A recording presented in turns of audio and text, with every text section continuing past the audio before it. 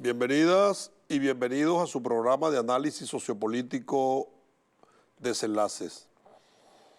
El día de hoy vamos a tocar un tema que, a pesar de que los hechos no fueron acaecidos dentro del territorio venezolano, por la cercanía impacta lo que pase allí en nuestro país, y me refiero a Colombia. El pasado domingo 13 de marzo se efectuaron las elecciones al Congreso de Colombia y las primarias de las coaliciones para escoger a sus candidatos presidenciales. Al respecto, en el análisis de coyuntura del día de hoy, yo lo he titulado Brisa bolivariana en elección de Colombia 2022. Recordemos la hegemonía del uribismo, que cualquiera creía infranqueable, y cuando decimos brisa bolivariana, lo vamos a aclarar en el análisis de la coyuntura y abundar en esta materia en la entrevista posterior. Pero para entrar ya en el análisis de coyuntura, creo que es importante recordar que, según los datos de la Registraduría Nacional de Colombia, existe una población de 38,8 millones de colombianos habilitados para votar, de los cuales el 20,3 millones son mujeres y 18,78 son hombres. Es necesario también, para entender los procesos electorales colombianos, hacer notar que históricamente la participación en las elecciones colombianas es baja, ya que, haciendo un análisis del comportamiento electoral, podemos determinar que el porcentaje histórico de abstención ronda entre el 55 y el 60%. Y la elección del pasado domingo no fue la excepción.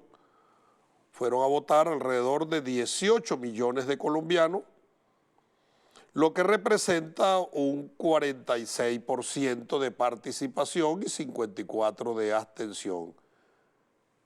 Enclavado dentro de los márgenes, podemos establecer que prevalece el abstencionismo crónico, y eso es entendible, porque uno de los planes de la derecha reaccionaria internacional para garantizar su permanencia en el poder consiste en la despolitización de los sectores más pobres, para que en las elecciones vayan a votar únicamente las oligarquías y las capas medias. Y quiero hacer un paréntesis para recordarles que en el caso venezolano, los sectores populares no votaban. Después que llegó nuestro amado comandante Chávez a gobierno, con la politización, la inclusión y la cedulación masiva de los venezolanos, se obtuvo una altísima participación. Por lo tanto, uno de los objetivos de esta guerra económica consiste en decepcionar a los habitantes con la política, desmoralizarlos por falta de insumos y con ello despolitizar a la población. Además, es pertinente resaltar que una población despolitizada y desmoralizada es un pueblo desmovilizado, no solo para los eventos electorales, sino incluso para la defensa territorial de la nación. Cierro el paréntesis y continúo conversando sobre las elecciones en Colombia. Los resultados preliminares de los candidatos a la presidencia son los siguientes. Para que entendamos, se hace una consulta de las coaliciones que se constituyen en una suerte de elección primaria. Y las coaliciones presentan una lista de 5 candidatos y el pueblo vota en estas primarias. Los que resulten más votados son los candidatos presidenciales. Ahora, esto no es condición sine qua non. Cualquier organización con fines políticas en Colombia que no quiera medirse en primarias, escoge su candidato directamente y participa en las elecciones presidenciales. Pero de las coaliciones que participaron el pasado domingo, el Pacto Histórico, el Equipo por Colombia y el Centro de Esperanza, estos fueron los resultados. Gustavo Petro, el 80,51%, 4.6 millones de votos. Francia Márquez, el 14,5, 783.160 votos. Se habla de que ha sido y es un fenómeno electoral.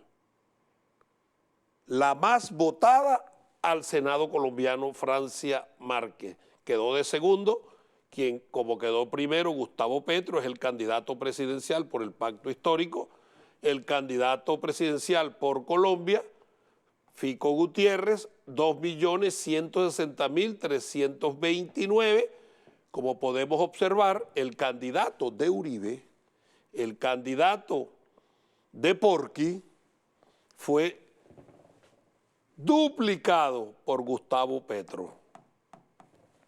Y Centro Esperanza, 723.000 votos del partido Alianza Social. Esos son los 3 candidatos que resultan para ir a la presidencia. Veamos cómo quedarían en la torta la distribución electoral. Oigan, vean, Gustavo Petro, el 80.51%, por Colombia el 54% y el Centro de Esperanza el 33%. El Pacto Histórico, con esta votación,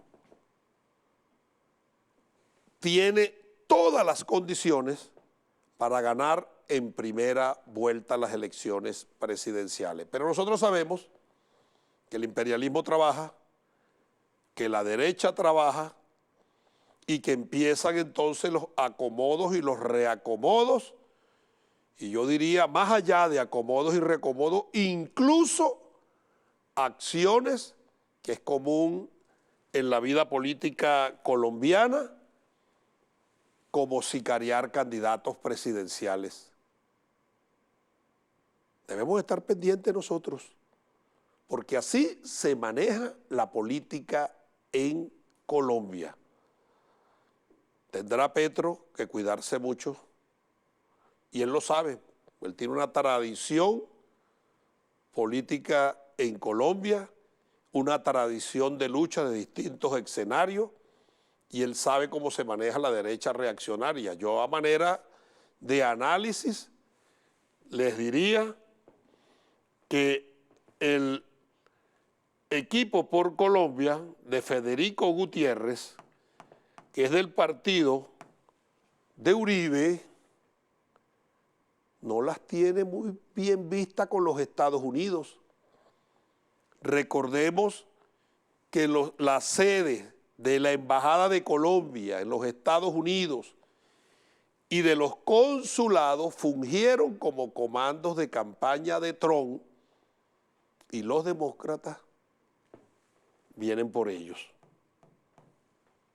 Eso es un elemento a considerar para el análisis. Pero además, en las elecciones del pasado domingo se eligió el Senado colombiano, es decir, el Congreso Nacional, la Cámara Alta, que es la Cámara del Senado. El Pacto Histórico obtuvo el 14,14% de los senadores, el Partido Conservador el 14,14% y el Partido Liberal el 12,74%. Observen la torta, más del 60% Pacto Histórico, conservadores y liberales. Recuerden que cuando llegó el uribismo a Colombia, desplazó a los liberales y pese a que los conservadores terminaban apoyándolo, en segunda vuelta también habían sido desplazados y resurgen dos viejos partidos de la historia política colombiana. La Alianza Verde y el Centro de la Esperanza obtuvo el 12% y el Partido Centro Democrático el 11,85%, en un franco declive. En un franco declive viene el uribismo colombiano. Llama la atención que otro partido que surgió, como el partido de la U, que después se llevó Santos,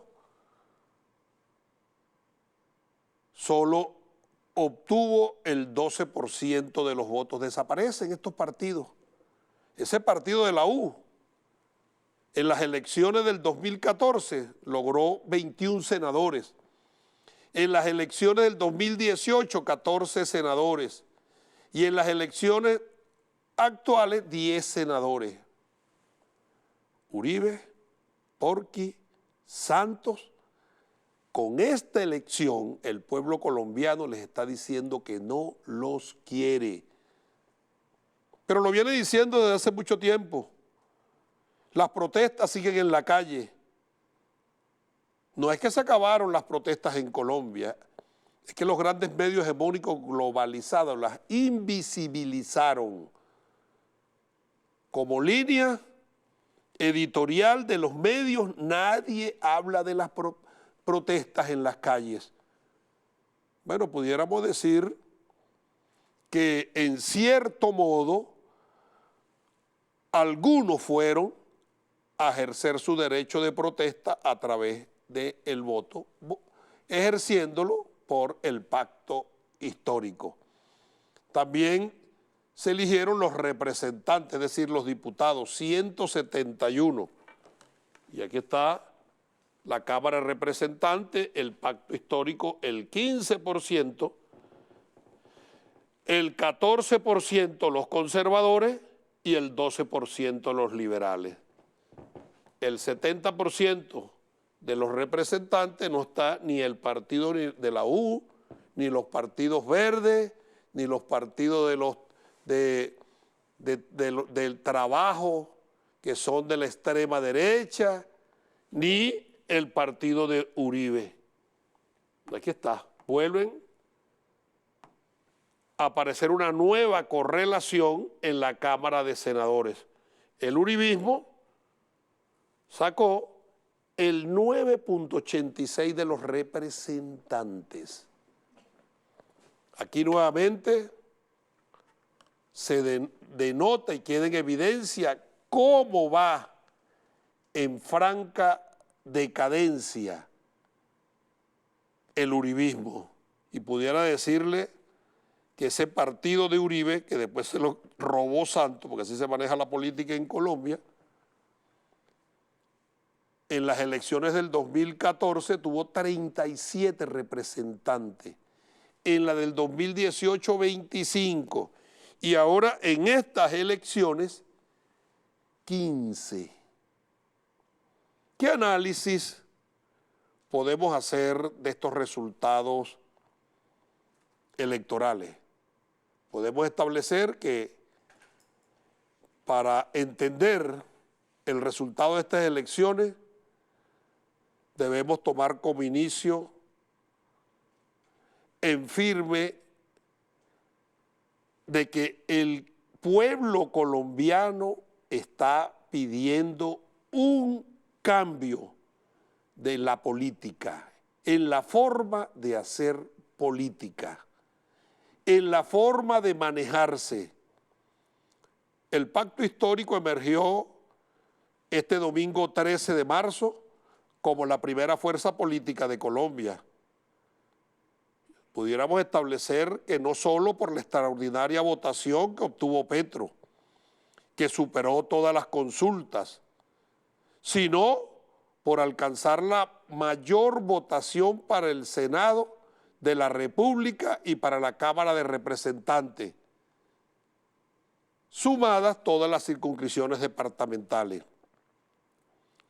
Estos resultados los podemos entender como el inicio en firme de un camino hacia el cambio de la política colombiana. Ahora, hay que tener en cuenta que allí persiste, anquilosado,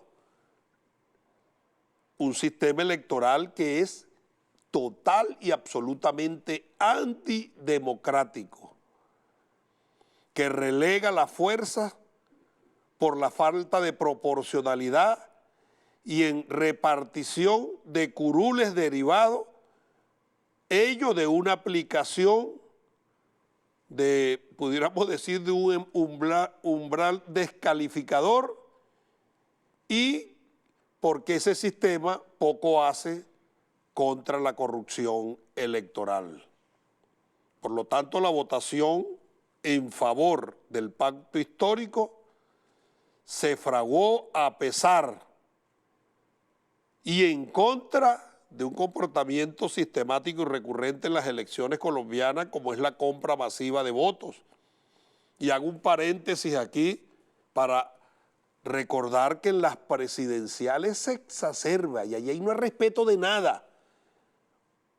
Para ponerle uno de tantos ejemplos, fue un hecho comunicacional público notorio las grabaciones del Ñeñe Hernández, narcotraficante, erogando dinero para comprar votos para la victoria de Porqui, y el Congreso abrió una investigación, la Fiscalía abrió una investigación, nadie investiga nada.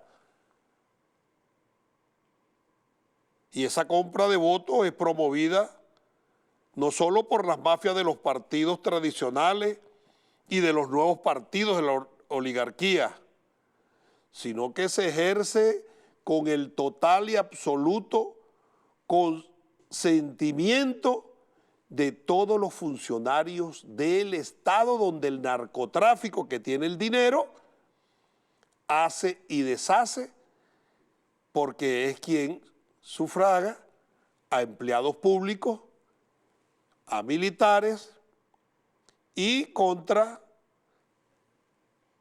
multimillonarias sumas de dinero, crean empresas electorales para financiarlos, para pagar los votos. Es comunicacional público y notorio las grabaciones, pero esto último fue levantada los resultados electorales a una ley que se llamaba Ley de Garantías, y esa decisión típica de una clase política corrupta que es dueña, entre comillas, hasta ahora de la mayoría del Congreso, porque no es el Congreso que se eligió el pasado domingo 13. Por lo tanto, con las elecciones del pasado domingo, el pueblo colombiano habló. El pueblo colombiano votó en contra de esas mafias, en contra del sistema electoral, en contra de esa forma de hacer política. Ya es costumbre que en las elecciones colombianas, luego que concluyan, se presentan una grandísima cantidad de irregularidades. Y este domingo, desde primeras horas de la mañana, cuando empezaron los comicios legislativos, en nuestra hermana Colombia se reportaban fallas en el portal web, la Registraduría Nacional y la aplicación de invotables, no aparecían los electores donde iban a votar, retraso en los centros de votación, desorden en el proceso de votación, que generó una gran cantidad de denuncias por parte de los colombianos por no saber dónde acudir a sufragar. Y como colofón se cayó la página. mientras otros aseguraban que había una manipulación en el tarjetón, que había falta de tarjetas de votación y el cambio de centros de votación de los electores sin previo aviso. Queda demostrado cómo manipulan las elecciones en Colombia. Y con todo y eso,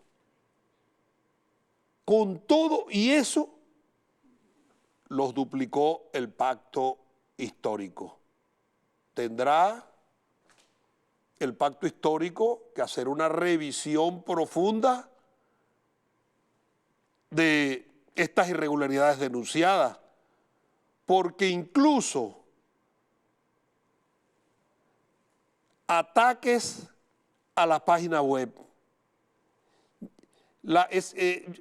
llamadas para amenazar, y los medios de la derecha reaccionaria informando que la jornada se realizaba con total normalidad. Y además de ello,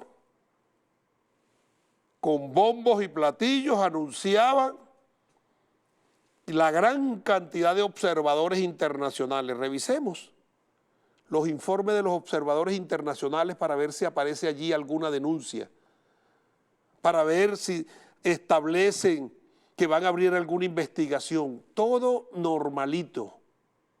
Y dentro de esa, entre comillas, normalidad, anunciando las votaciones en los Estados Unidos, en Australia, en España. Y surge un interrogante. ¿Y qué pasó con las elecciones en Venezuela?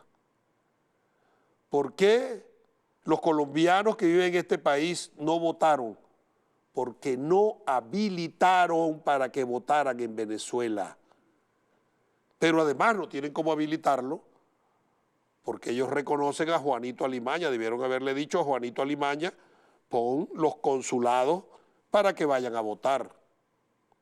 En un acto de malcriadez, de soberbia, no iban a llamar al único gobierno que hay en este país, que es el gobierno del compañero presidente Nicolás Maduro, para coordinar con los consulados que no existen porque se los llevaron del país, para que los 4,5 millones de colombos venezolanos que tienen derecho a ejercer su voto lo ejerzan.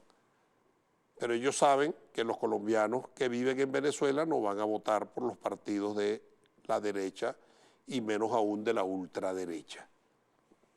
Así están las cosas en Colombia, todo preparado para las elecciones presidenciales del 28 de este mes, en un escenario de mucha tensión.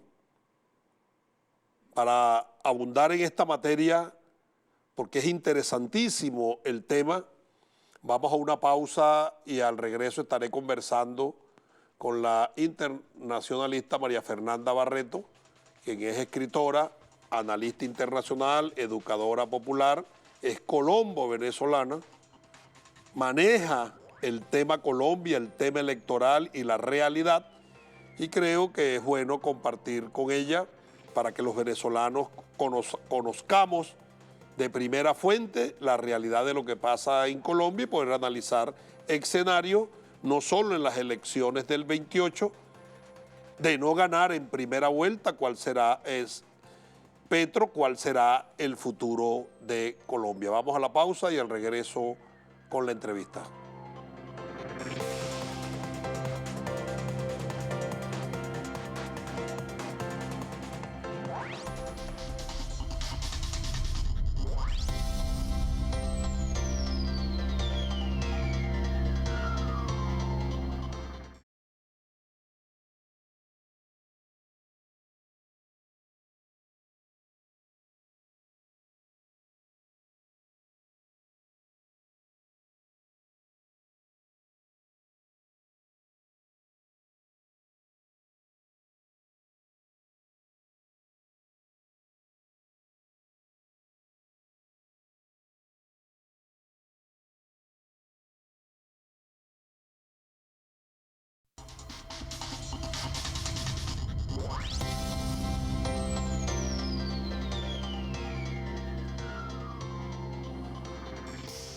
Continuamos con su programa de análisis sociopolítico Desenlace y en el análisis de coyuntura conversamos de los pormenores de las elecciones del pasado domingo en Colombia y para profundizar en esta materia he invitado a María Fernanda Barreto. Bienvenida, María Fernanda, a su programa de análisis sociopolítico Desenlace, colombiana nacida en Cali. Correcto. Colombo venezolana. Así mismo es. Caleña, maracucha, María Fernanda. Así mismo, a mucha honra. Qué bueno. María Fernanda, a manera de introducción en el tema, ¿cuál es tu percepción de las elecciones del pasado domingo y el análisis inicial de los resultados obtenidos? Bueno, una percepción general sería que a pesar de un pésimo sistema electoral, del que luego nos adentraremos a criticar, a pesar de ese pésimo sistema electoral, de una terrible tradición de la pseudodemocracia en Colombia que tú señalabas, compra de votos, coacción por vía, digamos, de la presión paramilitar, porque no olvidemos que Colombia es un país en guerra y hablar de elecciones en un país en guerra implica cosas como la pérdida de la libertad para la gente que está en los territorios de control paramilitar, para elegir a quienes deseen. Pero a pesar de todo eso, en estas elecciones fue imposible para esa oligarquía colombiana evitar que se expresara el aprendizaje del pueblo colombiano, ese aprendizaje, digamos que más bien ese acumulado histórico que se generó durante estos 20 años de uribismo que llevaron a Colombia a los extremos, esta agudización de las contradicciones que se vivió con estos 2 décadas de uribismo, con la llegada de la pandemia y con muchos otros factores que llevaron a Colombia a las protestas del 2019 y el gran paro nacional del 2021, donde además se presentó un gran genocidio. Entonces, entre lo que se vivió en el 2019 y en el 2021, una juventud que protagonizó estas protestas, pues se expresó en los resultados de este 13 de marzo, quizá tímidamente todavía, esperamos que aún con más contundencia para las elecciones presidenciales, y se expresó a pesar, como te digo, de un pésimo sistema electoral que logró a su manera de todos modos mantener la correlación de fuerzas, digamos, a su favor, a pesar del evidente triunfo del pacto histórico. ¿Tú crees que la derecha reaccionaria colombiana aprendió de los resultados electorales o ello le va a permitir afinar los detalles para garantizarse la victoria? Y por otro lado, el pueblo, los humildes, los que protestan, las víctimas, los jóvenes colombianos, entienden en los resultados que con sus armas melladas pueden lograr una victoria. Bueno, creo que a pesar de todo, de las trampas inminentes de este sistema y de las muchas denuncias que han emergido ahora, a pesar de todo persiste la esperanza, ¿no?, en el sector del centro y de la izquierda en Colombia de lograr la presidencia de Colombia, que sabemos que eso no sería todo el cambio que Colombia necesita, pero sería un gran inicio, sobre todo porque lograríamos sacar al uribismo después de 20 años en la Casa de Nariño y eso ya nos da un gran cambio. Que si la derecha aprendió, bueno, mira, la ultraderecha representada por Álvaro Uribe aprendió tarde. En el 2018, cuando recién se dieron los resultados y supimos que Iván Duque había ganado las elecciones, yo di una entrevista donde decía, este periodo debe ser el periodo del uribismo sin Uribe, porque si Uribe no se aparta va a ser la muerte del uribismo. Y recién ayer Uribe admitía que estorbaba, que él había sido el responsable de esta debacle del uribismo, que su propia imagen había dañado la doctrina que él creó. Pero él sigue articulando porque 2 días antes de las primarias llamó a Zuluaga para que dimitiera. Correctamente, entonces... Es una cuestión lo que dicen los medios y otro su acción. Es decir, que está articulando, está moviendo piezas. Claro, pero él debió siempre moverlas, digamos, debió si quería que su su doctrina continuara vigente, que no viviera esta debacle, debió hacerlo más tras cuerdas. Pero su ego no se lo permitió. Si lo hacía tras bastidores, el pueblo colombiano iba a seguir votando por él.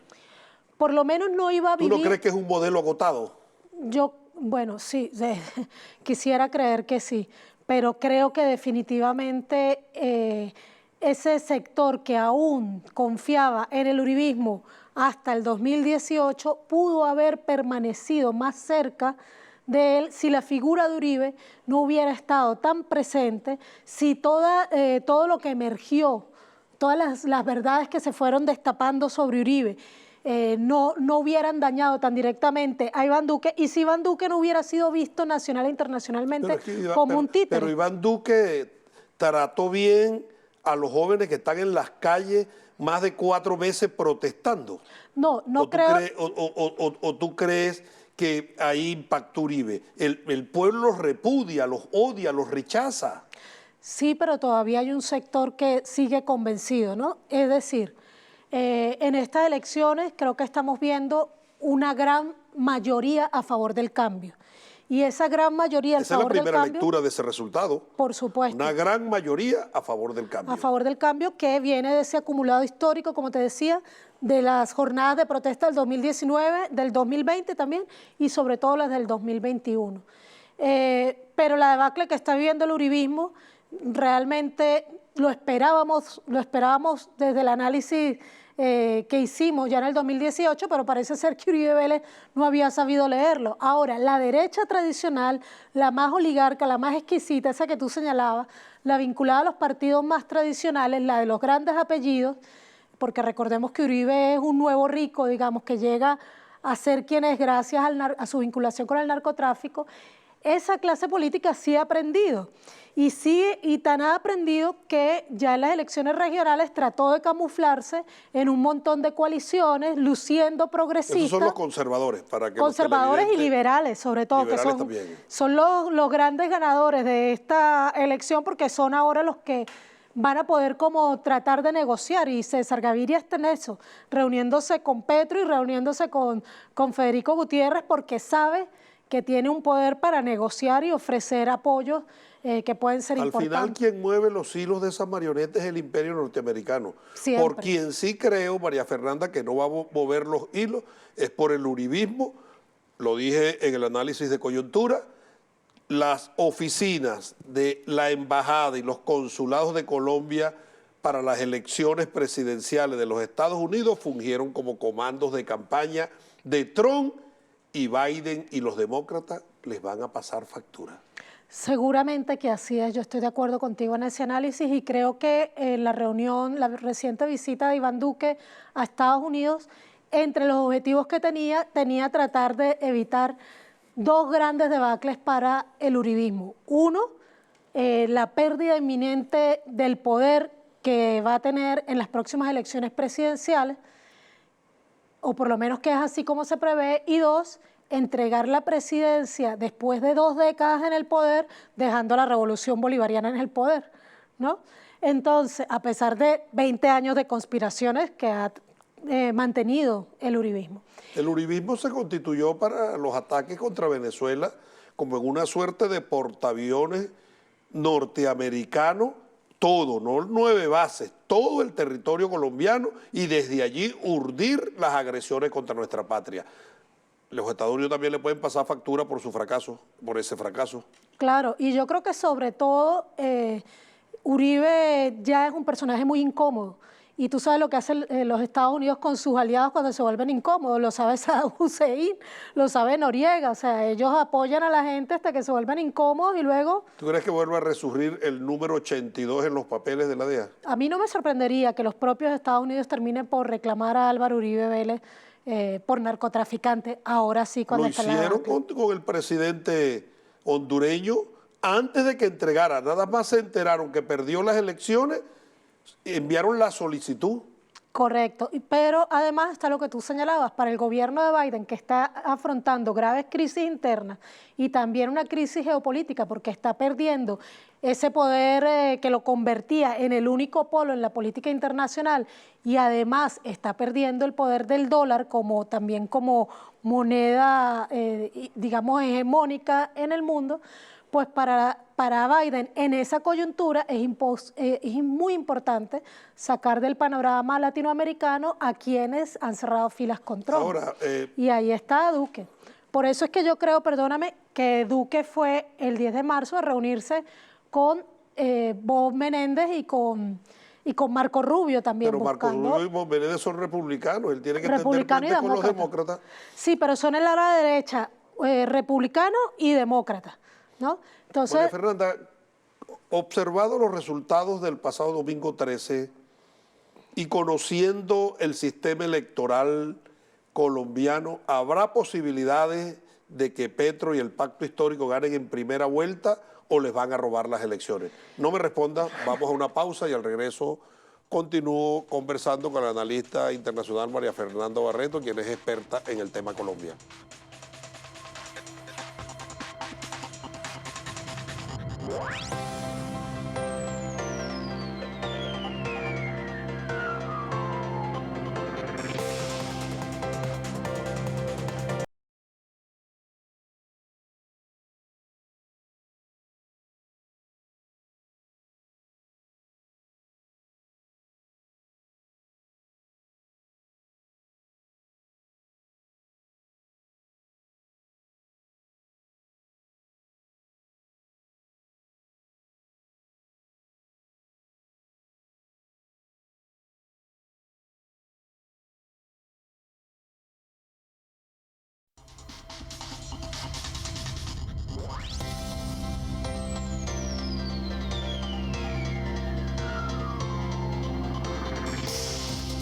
Continuamos con su programa de análisis sociopolítico Desenlaces y en esta oportunidad conversando con la analista internacional María Fernanda Barreto, quien es experta en el tema Colombia, además es colombo venezolana, conoce bien la materia a propósito de las elecciones del pasado domingo 13 de marzo, donde se realizaron las consultas públicas para los candidatos presidenciales de las tres coaliciones y se escogió el Congreso colombiano, el Senado y la Cámara de Representantes. De los resultados se desprenden muchos análisis porque la expresión de los electores permite determinar que apunta hacia un cambio radical de lo viejo, de la forma de hacer política en Colombia y quieren construir un nuevo orden.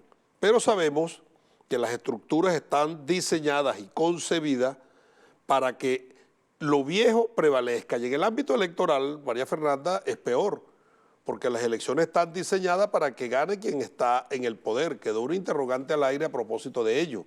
Correcto. ¿Ellos van a permitir que les gane Petro o empieza el juego hasta el 28 de marzo para obstaculizar las elecciones con las trampas concebidas dentro del modelo y el sistema electoral colombiano? El 29 de mayo. 29 de mayo. Sí. Ahí hay muchas variables que pueden afectar esas elecciones presidenciales. Uno, el propio sistema electoral, como tú señalabas, que está diseñado primero para poder hacer trampa muy fácilmente y segundo, para mantener el equilibrio siempre favorable a las fuerzas de la derecha. Cuando se acaban los tarjetones, el elector va, le saca una copia del tarjetón y viene y lo trae. Eso pasó en las elecciones pasadas, ¿no? Se acabaron los tarjetones precisamente para consultas y la registraduría permitió que fueran a sacar fotocopias. Pero además de eso, es un sistema sumamente arcaico. ¿Qué transparencia garantiza esto? Nada. Yo publiqué en internet, y lo pueden ver quienes nos escuchan, un cuadro comparativo entre el sistema electoral de Colombia y el sistema electoral de Venezuela. En el sistema electoral colombiano, lo primero que podemos decir es que no hay ningún reconocimiento de tu identidad, más allá de que te parezcas a la persona que aparece en la foto de la cédula que tú estás mostrando. No hay ningún otro modo de reconocer tu identidad. No como Venezuela, que tenemos un sistema biométrico para reconocer la identidad.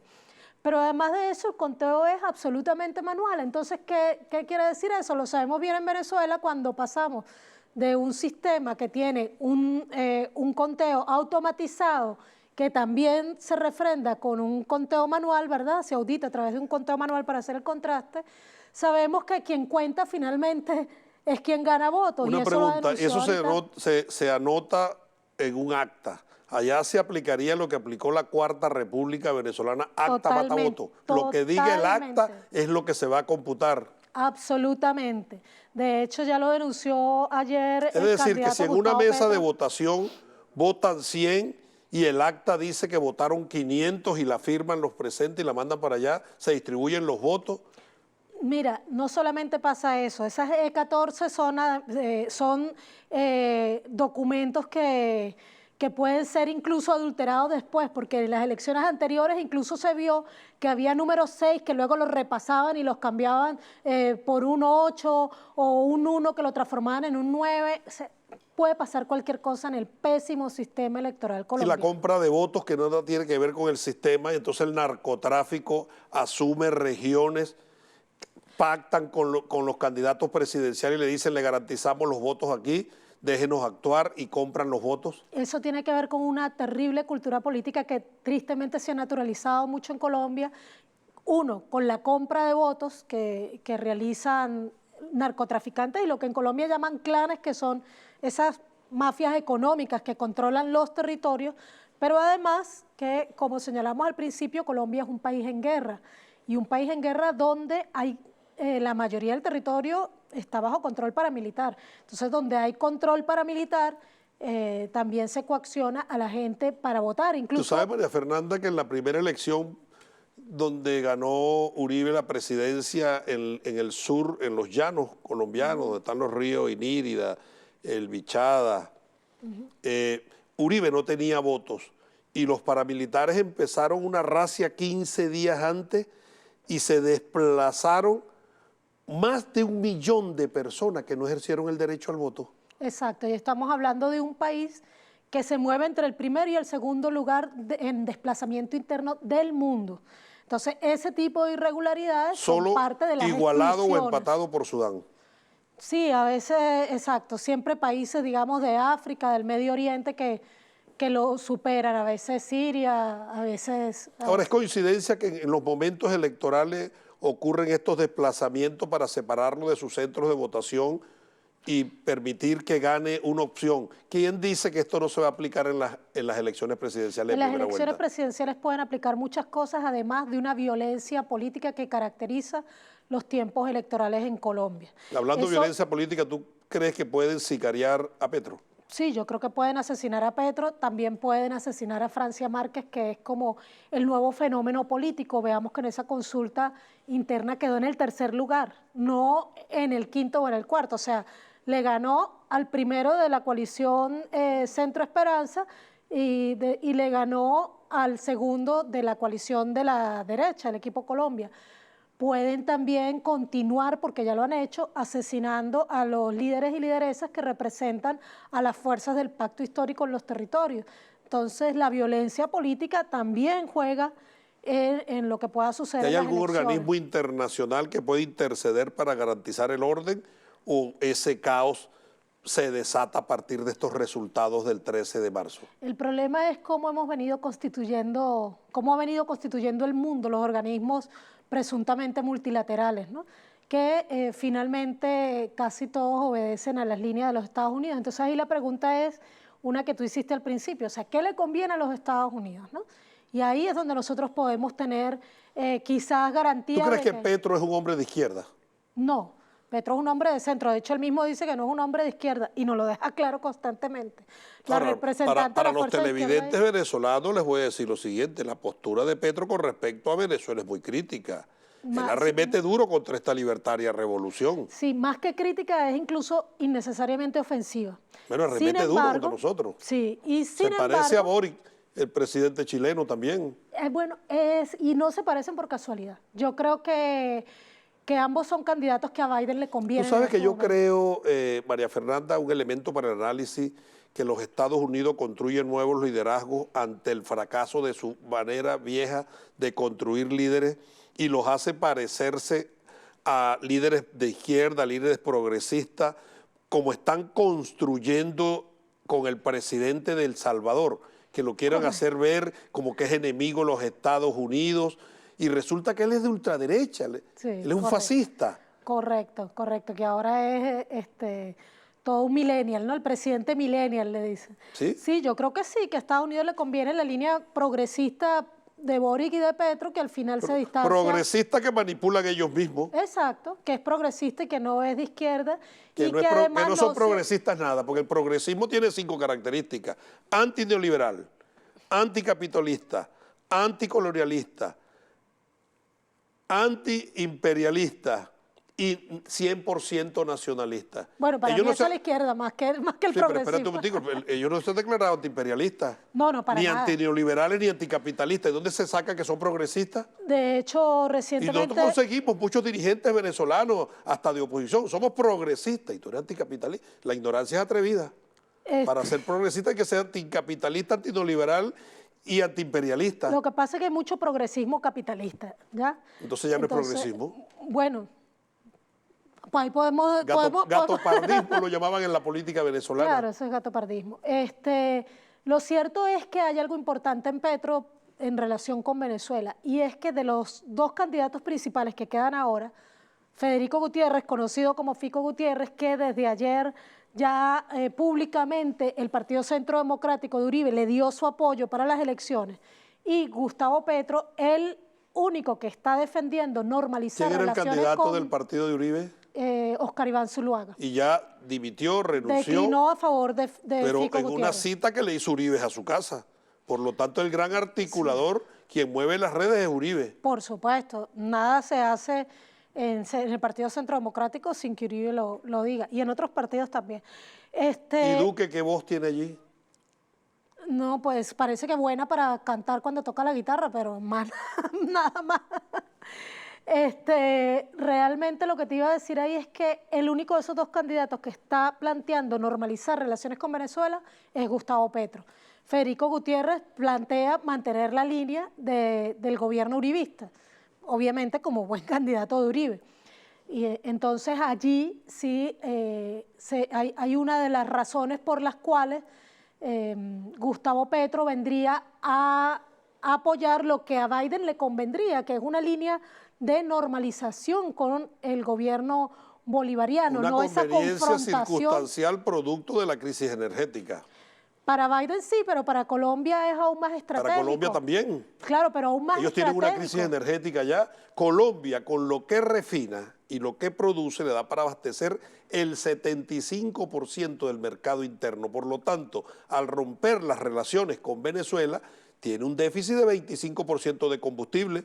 Claro, pero además hay una burguesía... Hay una situación difícil en Colombia con el combustible también. Claro, pero hay un sector de la burguesía nacional colombiana que vivía de exportaciones legítimas a Venezuela y que dejó de obtener recursos por vía de la ruptura de las relaciones. Pero además se impacta directamente en la economía de frontera, particularmente del norte de Santander, cuando se cierra, se rompen las relaciones y se impacta... Totalmente deprimidos económicamente, esa zona colombiana, los índices de desempleo pasan del 30-40% y el gobierno colombiano se hace de la vista gorda. Eso pudiera también incidir en los resultados electorales. Por supuesto, y el hecho de que Petro esté hablando de normalizar las relaciones con Venezuela probablemente también incide en el caudal electoral, porque creo que ese criterio de realidad mínimo que hace falta para que la diplomacia colombiana entienda que no puede subordinarse eternamente a los dictámenes de Washington y que además entienda que ni siquiera Uribe ni Santos habían llegado a romper relaciones con Venezuela como las rompió Iván Duque. Tú sabes que Duque. hay un informe que establece que la decisión de Duque de robarse monómeros para entregársela a Juanito Alimaña y que la desfalcaran, la repercusión directa en Colombia establece que los fertilizantes que ahora los importan en la Europa del Este, que está en guerra, no sabemos de dónde va a venir, se incrementó en 600% y todo eso lo producía monómero. Terrible, claro. Y es una de las propuestas que tiene Petro, restablecer la relación con Venezuela y que Monómeros empiece otra vez a producir los fertilizantes. Claro, es que son criterios de realidad, no se necesita Te voy a decir lo estar siguiente, de acuerdo con un gobierno los vecino para cafeteros mantener colombianos relaciones. están total y absolutamente de acuerdo con esa propuesta y los productores de papa. Claro, y mucha de la burguesía colombiana, de la derecha colombiana más realista, ya digamos desde el realismo político, está de acuerdo con Y esa si la propuesta. oligarquía colombiana dice con Uribe ya le pasó su tiempo, vamos con Petro, ahora normalizamos con Venezuela y retomamos esos negocios. Eso es una probabilidad y eso es lo que seguramente pasaría si no se gana en primera vuelta. Si se va a segunda vuelta, Petro va a tener que buscar alianzas aún más fuertes con el Partido Liberal y otros partidos más pequeños, pero va a tener que buscar más alianzas aún con la derecha ¿Cuál colombiana. es la ventaja para Colombia y para Venezuela con una victoria de Petro? Mucha. Primero, romper con 20 años de uribismo en el poder que han agudizado el conflicto social y también han agudizado el conflicto armado, porque esa es otra diferencia entre Federico Gutiérrez y Gustavo Petro, la idea que tienen de la paz, ¿ya? Gustavo Petro habla de paz, habla de cumplir los acuerdos del 2016, habla de dialogar con el ELN, mientras Federico Gutiérrez continúa hablando de militarización y pacificación del pueblo colombiano, o sea, seguir agudizando el conflicto de seguridad armado. nacional de Uribe. Por supuesto, sin utilizar la palabra, porque ya sabemos que Uribe ha perdido popularidad y nadie quiere escuchar nada que haga link con el uribismo, por lo menos una buena parte. Entonces, hablamos de una posibilidad de paz, y paz para Colombia es paz para el continente, pero sobre todo para los países vecinos y particularmente para Venezuela, que tiene 2.219 kilómetros de frontera. Y verdaderamente hay disposición de Petro de mejorar las relaciones y tratar con Venezuela de gobierno a gobierno en términos de respeto. Sí, sí, él lo ha manifestado así en varias ocasiones, desde un criterio de realidad, como él mismo lo ha dicho. Él ha dicho claramente que a pesar de las diferencias ideológicas hay que mantener ¿Y cuál relaciones. es la posición de Petro con respecto a Juanito Alimaña, a Guaidó? No, él siempre ha estado en contra de reconocerlo. Es más, ha dicho que es ridículo reconocerlo. Pero además el gobierno de Petro no esperaría que fuera un gobierno del pacto histórico, no solamente de Gustavo Petro. Es lo que esperaría, ¿no? Lo que se esperaría. Y en ese sentido, dentro del pacto histórico están fuerzas más realmente de izquierda, mucho más entendidas de lo que significa la necesidad de la solidaridad entre nuestros pueblos, la verdadera hermandad que existe entre Colombia y Venezuela, que incluso es genética. Ahora una pregunta, ¿y cómo gobernaría con el control político que ejerce el Parlamento en el entendido de que no tiene mayoría en ninguna de las dos cámaras? Y con las coaliciones pudiera lograr mayoría, pero el logro de mayoría con las coaliciones lleva implícito acuerdos de Cámara para darle funcionabilidad y acuerdos políticos también. Sí, claro, eso tiene que ver mucho con lo que hablábamos al principio. Hay que estar conscientes de que el Poder Ejecutivo en Colombia es una pequeña parte del poder y que lograr el Poder Ejecutivo para unas fuerzas alternativas no significa que la tarea está cumplida. Primero porque la democracia es mucho más que las elecciones y lo sabemos en Venezuela, donde gozamos de una democracia participativa y protagónica. Y que vivimos las elecciones parlamentarias del 6 de diciembre del 2015, donde ganó la derecha y cualquiera pudiera ver que el contrapeso fortalecería la democracia y sirvió para avanzar en un plan de desestabilización y de destrucción del país totalmente. Todo lo que estamos viviendo es producto de esa elección del 6 de diciembre del 2015. Claro, también, pero el hecho de que hayamos llegado hasta aquí es producto de cómo el resto de la democracia, La conciencia del pueblo, más allá de lo electoral, funcionó, porque hay un pueblo que tiene realmente poder, que construye los territorios. Eso se pudiera lograr en Colombia. Eso es lo que aspiramos, que se construya en Teniendo Colombia. Petro una minoría en las dos cámaras. Sí, habría que apostar a eso, Yo porque diría además recordemos que Colombia... la mayor de las minorías. Claro, porque recordemos que Colombia tiene dos grandes poderes de facto. Primero, que es un país militarmente ocupado por los Estados Unidos y políticamente comprometido con los Estados Unidos. Y para lograr la victoria tiene que pactar con Biden la presencia de las 9 bases militares. No, recuerda, tú mismo lo dijiste, no son 9, son todas las bases militares de Colombia. Toda Colombia es una base militar. Toda Colombia lamentablemente es una base militar y la primera víctima de eso es el pueblo colombiano. La segunda víctima, el pueblo venezolano. Hablando porque es el objetivo. de víctimas, la ley colombiana establece 16 curules en el Senado para las víctimas. Correcto, se establecieron, a pesar de todos los intentos que hizo ¿Las Iván víctimas van a Duque, estar representadas en el Senado colombiano? tristemente no tanto, porque... No tan víctimas porque dice que los paramilitares tienen representantes dentro de las víctimas. Correcto.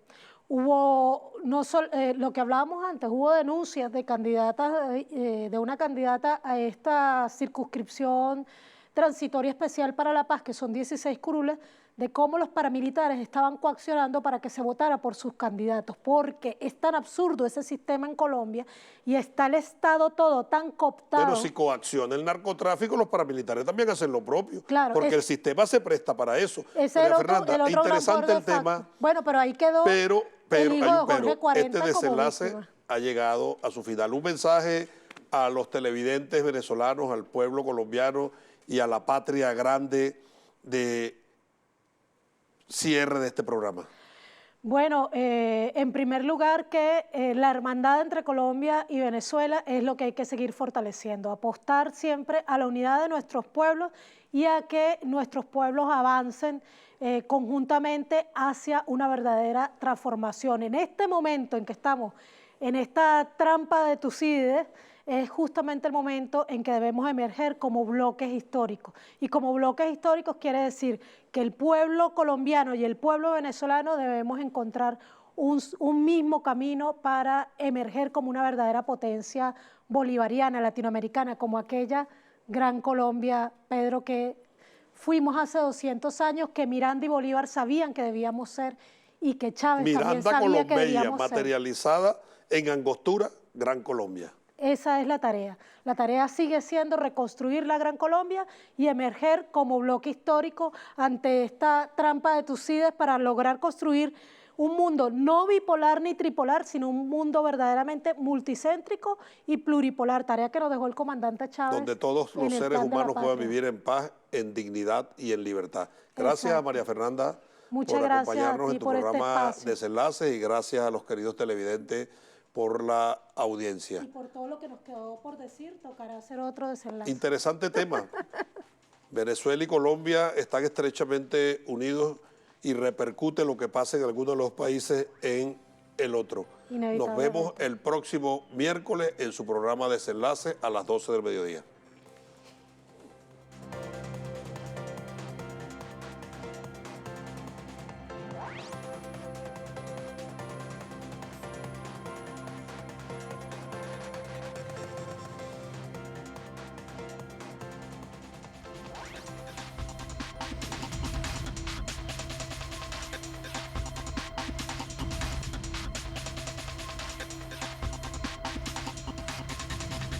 What?